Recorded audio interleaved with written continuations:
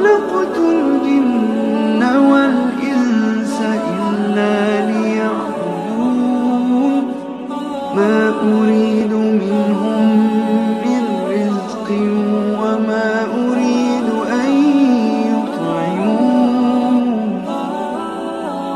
إن الله هو الرزاق ذو القوة المتين.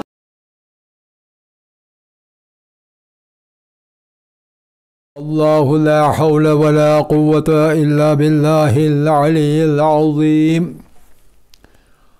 حسبنا الله ونعم الوكيل ونعم المولى ونعم النصير. الحمد لله وكفى. سمع الله لمن دعا. ليس وراء الله المنتهى. ومن اعتصم بالله نجا. والصلاة والسلام على عباده الذين اصطفى محمد وآله الطاهرين مصابيح الدجى. ورحمة الله وبركاته على من اتبع الهدى. رب اشرح لي صدري ويسر لي أمري واحلل عقدة من لساني يفقه قولي.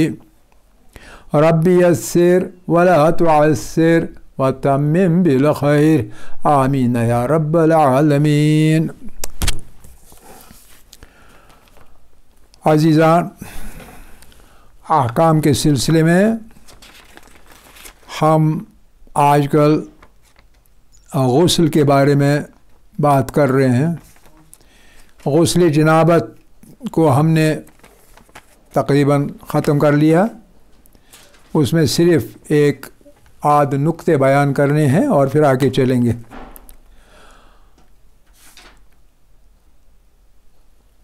ہم نے کہا تھا کہ غسل دو طریقوں سے کیا جاتا ہے، یا ایک طریقہ ارتماسی ہے اور دوسرا طریقہ ترتیبی ہے.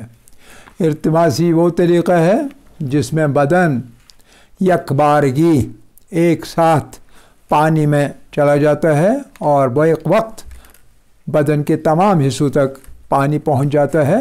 اسے غسل ارتماسی کہتے ہیں. اور دوسرا طریقہ ہے 3 مرحلوں میں بدن تک پانی پہنچایا جاتا ہے.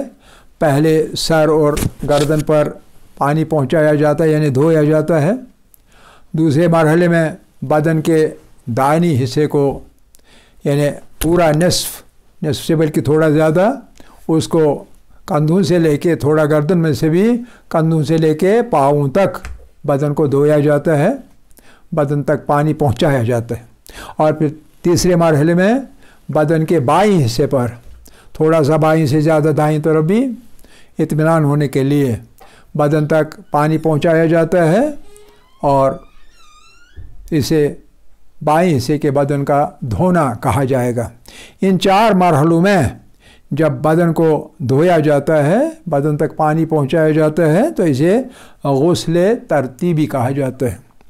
دونوں صورتوں میں لازم ہے، چاہے ارتماسی ہو چاہے ترتیبی ہو، آپ کا غسل جس طریقے سے بھی آپ غسل بجا لائیں گے، لیکن لازم ہے کہ غسل سے پہلے جو ہی آپ غسل کی نیت کریں گے تو اس سے پہلے جس بھی حصے کو بدن کے آپ دھونا چاہتے ہیں، پاک کرنا، پانی پہنچانا چاہتے ہیں، اس سے پہلے وہ پاک ہونا لازم ہے. پاک ہوئے بنا آپ پانی پہنچائیں گے تو غسل باطل ہوگا. لہذا ترتیبی کے اندر لیکن ایک چیز ہے، ارتماسی میں ڈبکی لگانے سے پہلے، بدن کو یکبارگی داخل کرنے سے پہلے پانی کے اندر لازم ہے کہ پورا بدن پہلے پاک ہو. اگر پاک نہیں ہوگا تو غسل باطل ہے. ہاں، جو غسل ترتیبی ہے اس میں یہ گنجائش ہے کہ پورا بدن پاک نہ ہو، کوئی فرق نہیں پڑتا، لیکن جو حصہ آپ دھونا چاہتے ہیں غسل کی نیت سے، وہ حصہ پہلے پاک ہونا چاہیے. یعنی سر اور گردن پہلے مرحلے پر آپ کی پاک ہونی چاہیے. تو غسل کی نیت کر کے آپ سر اور گردن پر پانی ڈالیں گے اور وہ پانی ہر جگہ پہنچائیں گے، تو یہ حصہ غسل کا 1/3 پورا ہو گیا اور بالکل صحیح ہے. और दूसरे मरहले पर जो दायां हिस्सा है बदन का, गर्दन से नीचे का, थोड़ा गर्दन का भी उसमें शामिल होना चाहिए, तो वो हिस्सा पाक करना है पहले, पाक करने के तौर पर। उसके बाद गुस्ल की नीयत का पानी उस हिस्से पर डालना है और वो पानी पहुंचाना है तमाम उस बदन के दाएं हिस्से तक, तो दायां हिस्सा भी धुल गया गुस्ल की नीयत से और सही है। आखिर पर तीसरे मरहले में आप बदन के बाएं हिस्से को गर्दन से लेके नीचे, गर्दन का थोड़ा हिस्सा उसके समेत आप पानी डालने से पहले नीयत से, गुस्ल की नीयत से, उससे पहले इस हिस्से को अगर कहीं नापाकी लगी है, खबस लगा हुआ है, उसको पहले पाक करेंगे और पाक करने के बाद गुस्ल की नीयत से वो हिस्सा भी आप धो लेंगे, यानी पानी पहुंचाएंगे इस सारे हिस्से पर। इस तरह तीनों के तीनों मरहलों में तीनों के तीनों हिस्से आपके पहले पाक किए गए या पाक थे पहले ही, और उसके बाद गुस्ल किया गया, तो गुस्ल आपका सही है। अगर कोई हिस्सा नजस है, उससे पहले कोई और हिस्सा आपको धोना है, वो हिस्सा पाक है, तो उस पर आप पानी डाल सकते हैं, कोई मुश्किल नहीं। लेकिन जब उस हिस्से पर पहुंच जाएंगे जो अब गुस्ल में शामिल करना है, तो उसको पहले पाक करना होगा। जब आप पाक करेंगे तो गुस्ल आपका सही है। इल्तिमासी में ये नहीं चलेगा कि आप मरहलावार पाकी भी करेंगे और गुस्ल भी करेंगे, बल्कि वहाँ पूरे बदन को पहले पाक होना पड़ेगा और उसके बाद वो गुस्ल उसका अंजाम देना होगा, वरना गुस्ल बातिल होगा। ये एक बात। और दूसरी बात गुस्ल जबीरा के बारे में। गुस्ल जबीरा कैसे किया जाएगा? तो इसका जवाब यह है कि जैसे हम वज़ू जबीरा करते हैं उसी तरह गुस्ल जबीरा भी करना है। अगर कहीं जो आज़ाई वज़ू नहीं है और वहाँ आपको गुस्ल करना है, पानी पहुँचाना है, तो अगर वहाँ पट्टी लगानी है, लगी हुई है, या ज़ख्म है, या कुछ है, या फोड़ा है, तो वहाँ अगर पहले से पट्टी लगी हुई है और पाक है, उसके ऊपर से आप तार हाथ फेर सकते हैं। बाकी हिस्से को जहाँ पट्टी नहीं लगी है उसको धो सकते हैं, लेकिन उस हिस्से पे तार हाथ से एक तरह से मसा करेंगे। तो जहाँ कहीं भी ऐसा होगा जबीरा लगाना हो या लगा हुआ हो, तो वहाँ यही तरीक़ा होगा। और वज़ू में भी तो यही तरीक़ा है, जहाँ कोई जबीरा नहीं है वहाँ धोया जाएगा, जहाँ जबीरा है उसके ऊपर तार हाथ से मसा किया जाएगा। अगर पाक है जबीरा तो जबीरा के ऊपर से हाथ फेरा जाएगा, और अगर पाक नहीं है तो एक पाक कपड़ा उसके ऊपर रखकर हाथ फेरा जाएगा, तार हाथ।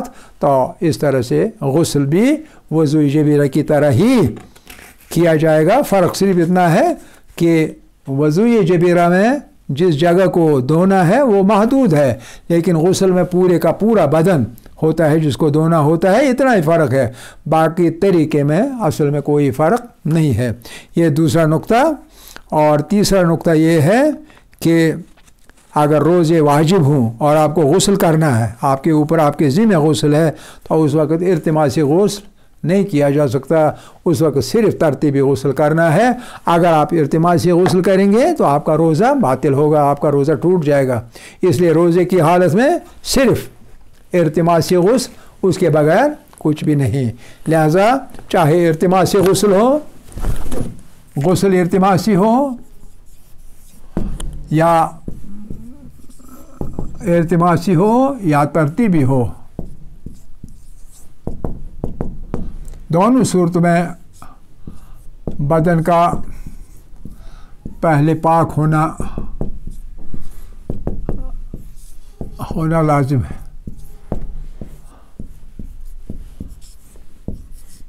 ठीक है, ये गुस्ल के ये क्या नाम है, बदन के पाक होने के बारे में। दूसरी बात हमने ये कही कि गुस्ल जबीरा गुस्ल जबीरा वज़ूए जबीरा की ही तरह है। वज़ूए जबीरा की तरह ही किया जाता है, यानी तरीका एक ही है, किया जाता है। और तीसरी चीज़ ये कि रोज़ादार के लिए गुस्ल इल्तिमासी जो है ममनू है। वरना रोज़ा बातिल हो जाएगा, बातिल हो जाएगा। और इसलिए सिर्फ गुस्ल तरतीबी ही किया जा सकता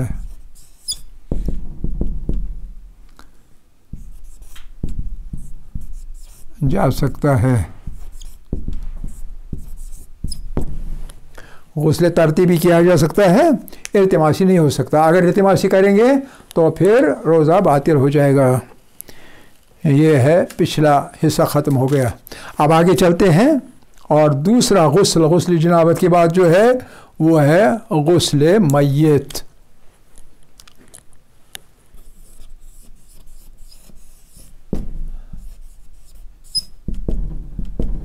गुस्ल मय्यत के 3 हिस्से हैं। जब कोई मर जाता है उसको गुस्ल किया जाता है। पहले सिद्र वाले पानी से,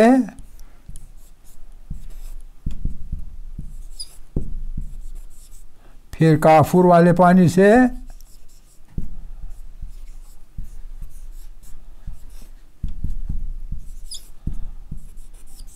और तीसरा खालिस पानी से।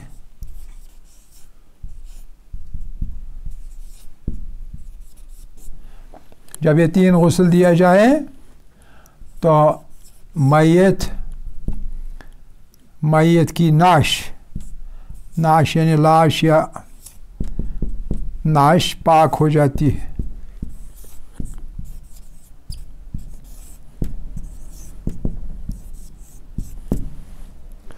मैयत की नाश, मैयत का बदन पाक हो जाता है, हो गया पाक। 3 तरह के गुस्ल देने से, सिद्र वाले पानी से, काफुर वाले पानी से, खालिस पानी से।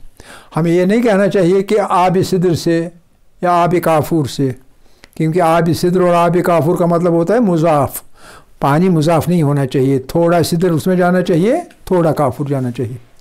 एक बहुत ही कम मकदार तक वो मुकर्रर है, उससे ज़्यादा चला जाएगा तो वो मुज़ाफ़ बन जाएगा और वो गुस्ल बातिल हो जाएगा। ये पहली चीज़। दूसरी चीज़ ये कि तरतीब, गुस्ल की तरतीब वही है। तरतीब इसकी क्या है? तरतीब गुस्ल जनाबत की, गुस्ल जनाबत वाली, जो कि तरतीबी हो,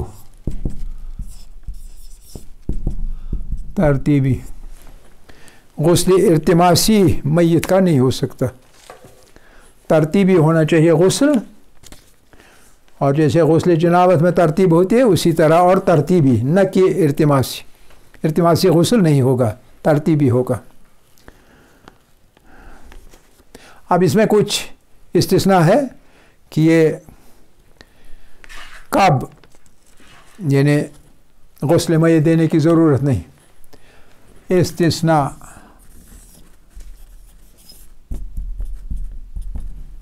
इस्तिस्ना है शहीद के बारे में। इस्तिस्ना शहीद है, लेकिन शहीद किसे कहेंगे? अगर शहीद मिसाल के तौर पर महाज पर ज़ख्मी हो गया, अगर वही मर गया तो वो शहीद है और उसे गुस्ल देने की ज़रूरत नहीं है, नहीं कफन की ज़रूरत। जिन कपड़ों में है, जो उसका खून लगा हुआ है बदन पर, उस सब के समेत उसको दफन किया जाएगा। गुस्ल की ज़रूरत नहीं होगी, तकफीन की ज़रूरत नहीं होगी, सिर्फ तदफीन होगा। तो ये शहीद। अब अगर कोई ज़ख्मी हुआ, महाज पर ज़ख्मी हुआ, फी सबीलिल्लाह, लड़ते लड़ते, लेकिन काफ़ी ज़ख्मी था, मज़ीद लड़ने के काबिल नहीं था, तो उसको अपने साथियों ने लाया और घर पहुंचा दिया उसके। अब अगर वो घर पहुंचकर फिर घर में मर जाए, उन्हीं ज़ख्मों से मर जाए लेकिन घर में, तो उसे इसमें शामिल नहीं किया जा सकता, उसे शहीद तो तस्वुर किया जाएगा, लेकिन ये गुस्ल की इस्तिस्ना जो है इस्तिस्ना इसमें शामिल नहीं किया जा सकता। उसको गुस्ल भी देना होगा और उसे कफन भी पहनाना होगा। अगर वो शहीद हुआ उन ज़ख्मों की वजह से जो उसे महाज पर लग गए, मैदान जंग में लग गए, लेकिन मरा वो अपने घर में, आप समझ रहे हैं कि नहीं, वो शहीद ही तस्वुर किया जाएगा, लेकिन गुस्ल भी देना होगा और कफन भी देना होगा। तो ये दूसरी छूट। और तीसरी छूट जो है कि जिस मैयत की नाश अभी गर्म है, ठंडी नहीं पड़ चुकी है, तो उसके बारे में गुस्ल मस मैयत नहीं होता। अगर कि अब कुछ महाराज है उसमें भी गुस्ल मस मैयत कहते हैं, या इसके बारे में आगे बात होगी। और जिसके ये तीन के तीनों गुस्ल पूरे हो चुके हों, उसके साथ बदन का लम्स हो जाएगा, जिंदा आदमी का बदन का, हाथ का, किसी भी हिस्से का, मुंह का, चेहरे का, तो गुस्ल उसका नहीं है, क्योंकि वो पहले से पाक हो चुका है, वो अब नाजिस नहीं है। ये गुस्ल मैयत के बारे में। और एक आखिरी चीज़ गुस्ल मैयत के बारे में, और वो ये कि गुस्ल मैयत वाजिब है, लेकिन किस किस्म का वाजिब है? ये वाजिब किफ़ाई है। वाजिब किफ़ाई क्या होता है? वाजिब किफ़ाई होता है कि हर किसी पर वाजिब है मैयत को गुस्ल देना, हर मुसलमान पर मैयत को गुस्ल देना वाजिब है। किफ़ाई कहते हैं उस वाजिब को जो कि हर किसी के ज़िम्मे है, हर किसी के ऊपर है, हर किसी के शानों पर है, हर किसी पर ये वाजिब आयद होता है, उसे ये काम करना है, गुस्ल देना है हर मुसलमान को। किफ़ाई क्यों कहते हैं? किफ़ाई इसलिए कहते हैं कि अगर कोई एक गुस्ल दे दे मैयत को, कोई 2 दे दें, कोई 3 दे दें, थोड़े मुसलमान दे दें, बाकी मुसलमानों के शानों से वो ज़िम्मेदारी जो है वो ख़त्म हो जाती है, फिर उनके ऊपर वाजिब नहीं रहता, क्योंकि ये वाजिब पहले ही चंद मोमिनों के ज़रिए से पूरा हो चुका, तो लिहाजा बाकियों पर से ये साक़ित हो जाता है, बाद में उनके ज़िम्मे यह काम नहीं रहता। इसे वाजिब किफ़ाई कहते हैं। और गुस्ल मैयत वाजिब किफ़ाई है, वाजिब ऐनी नहीं है, इसको वाजिब किफ़ाई कहते हैं। तो आखिर पर गुस्ल मस मैयत, अब उसमें कोई ख़ास नहीं करना है काम। ये तीसरी किस्म, पहली जनाबत थी, दूसरी गुस्ल मैयत था, और तीसरी किस्म जो है गुस्ल मैयत के बाद गुस्ल मस मैयत, यानी आपने मैयत से के साथ मस किया जबकि वो ठंडा उसकी लाश हो चुकी थी। क्या है? हाँ 3, सही बात, बहुत अच्छे, शुक्रिया। ये यहाँ नंबर 3 है, ये नंबर 3 है। तो ये नंबर 3 पर गुस्ल मस मैयत। मस मैयत के क्या मतलब है कि आपने मस किया मैयत के बदन को। कब मस किया? इन 3 गुस्लों से पहले और लाश ठंडी पड़ने से बाद। लाश ठंडी हो गई उसके बाद, लेकिन गुस्लों के भी पहले, गुस्ल भी नहीं दिए, लेकिन था लाश ठंडी हो गई, पहले गर्म था, आप मस करेंगे, गुस्ल मस मैयत आपके ज़िम्मे नहीं है। फिर धोया जाएगा, उसके बाद भी आपके ऊपर गुस्ल मस मैयत नहीं है। लेकिन इस वक्फे के दौरान, किस वक्फे के दौरान? लाश ठंडी होने के बाद 3 गुस्ल देने तक, 3 गुस्ल पूरे होने तक अगर आप हाथ लगाएंगे या कोई अपने बदन का हिस्सा मैयत के साथ लगाएंगे, उसके साथ आपका लम्स होगा, छुएंगे उस मैयत की लाश को, तो आपके ज़िम्मे गुस्ल मस मैयत रहता है और आपको वो गुस्ल करना पड़ता है। और तरीक़ा वही है जो गुस्ल जनाबत वाला है, इसमें कोई फ़र्क नहीं है। आप समझ गए कि नहीं? तो ये हैं 3 गुस्ल जो कि मुश्तरक हैं औरतों और मर्दों के दरमियान। मर्दों पर भी ये तीनों गुस्ल वाजिब होते हैं और औरतों पर भी वाजिब होते हैं। ये मुश्तरक हैं मर्दों के लिए भी और औरतों के लिए भी।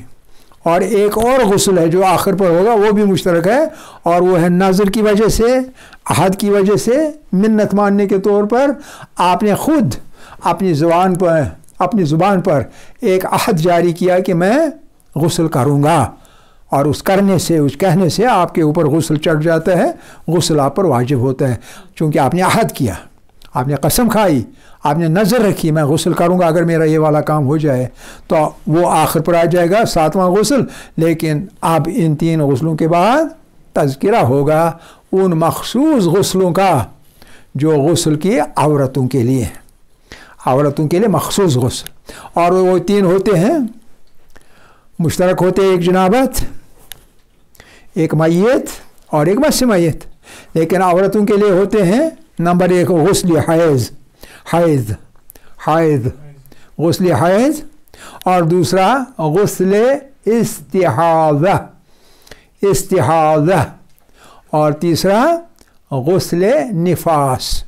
یہ 3 غسل جو ہوتے ہیں، حیض والا غسل، استحاضہ والا غسل اور نفاس والا غسل، یہ عورتوں سے مخصوص ہیں۔ عورتوں سے مخصوص ہونے کا مطلب یہ نہیں کہ ہم ان کے بارے میں بات نہیں کریں گے، ہمیں بات کرنی چاہیے، کیونکہ جب ہی ہمیں پتہ ہوگا تبھی ہم اپنے گھر کے اندر اپنے ماؤں کو، اپنی بہنوں کو اور اپنی بیٹیوں کو رہنمائی کریں گے ان غسلوں کے بارے میں مسائل بتانے کے بعد۔ اگر ہمیں خود پتہ نہ ہو تو عورتوں کی کیا رہنمائی ہوگی، یا یہ کہ یہ درس ممکن ہے دیکھ لیں سن لیں عورتیں، تو ان کی رہنمائی ہوگی، اس لیے ان کے بارے میں بھی بات کرنا لازم ہے، کیونکہ یہ فقہ کے احکام میں یہ شامل ہے، تو ان پر بات ہونی چاہیے، کسی طرح کی شرم و حیا کی ضرورت نہیں، کیونکہ مسائل بیان کرتے ہوئے شرم نہیں ہوتی، مسائل معلوم ہونے چاہیے۔ تو پہلی چیز، وقت بہت کم ہے لیکن یہ تھوڑا سا ایک انٹروڈکشن کے طور پر، پہلی چیز جو عورتوں کے بارے میں ہے اس کو کہتے ہیں حیض۔ حیض کو انگریزی میں کہتے ہیں مینسٹریشن، یعنی مینسٹرول پیریڈ ان کے اندر ایک آتا ہے عورتوں کے اندر، ماں ہو، بیٹی ہو، بہن ہو، تو وہ کیا ہوتا ہے، وہ جو ہی پیوبرٹی میں داخل ہوتی ہے لڑکیاں، یعنی بالغ ہونے لگتی ہیں، بالغ جو ہی ہوتی ہیں یا ہونے لگتی ہیں، تب سے شروع ہوتا ہے حیض۔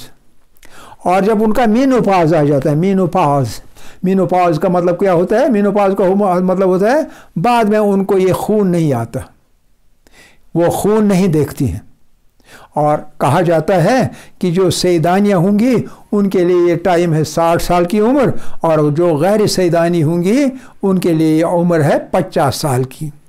50 سال کی عمر اگر غیر سیدانی ہوگی اور 60 سال کی عمر اگر سیدانی ہوئی تو بعد میں ان کا خون آنا، یعنی خون دیکھنا، یعنی حیض آ جانا وہ بند ہو جاتا ہے، اس کے بعد حیض کا خون نہیں آ جاتا ہے۔ کب سے لے کے کب تک؟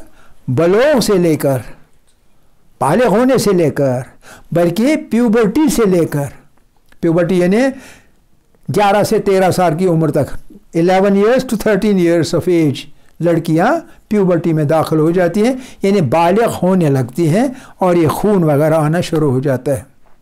اور تب سے لے کے یا تو 50 سال کی عمر تک غیر سیدانیہ، اور یا 60 سال کی عمر تک ان کو سیدانیہ کہتے ہیں، بعد میں خون نہیں آتا، اور ان کو بعد میں یائسہ کہتے ہیں، یائسہ ہونے تک، بالغ ہونے کے بعد سے یائسہ ہونے تک ہر مہینے 3 دن سے لے کے 10 دن تک، کم سے کم 3 دن اور زیادہ سے زیادہ 10 دن، 3 4 5 6 7 8 9 یا 10، 3 دن سے، یعنی یا 3 دن رہے گا، یا 4 دن رہے گا، یا 5 6 7 8 9 دن رہے گا، یا 10 دن رہے گا، اتنے پیریڈ کے لیے ہر مہینے ان کو شرمگاہ سے خون آتا ہے، وہ خون دیکھتی ہیں، اس کو حیض کہتے ہیں۔ اس کے کچھ خصائص ہیں، کچھ خصائل ہیں، کچھ پراپرٹیز ہیں، تاکہ پہچانا جائے کیا یہ حیض کا خون ہے یا استحاضہ کا خون ہے۔ نفاس کا تو ہوتا ہے حمل کے بعد، جب بچہ پیدا ہو جاتا ہے اس کے بعد نفاس والا خون ہوتا ہے، وہ ایک دم سے پہچانا جا سکتا ہے، لیکن یہ حیض اور استحاضے میں کبھی اشتباہ ہو سکتا ہے، کبھی ڈاؤٹ پیدا ہو سکتا ہے، شک پیدا ہو سکتا ہے حیض والا خون ہے یا استحاضہ والا خون ہے۔ تو اس کے جو خصوصیات ہیں ان کے بارے میں انشاءاللہ آئندہ بات ہوگی، کیونکہ وقت ختم ہو گیا۔ آخر دعوانا ان الحمدللہ رب العالمین۔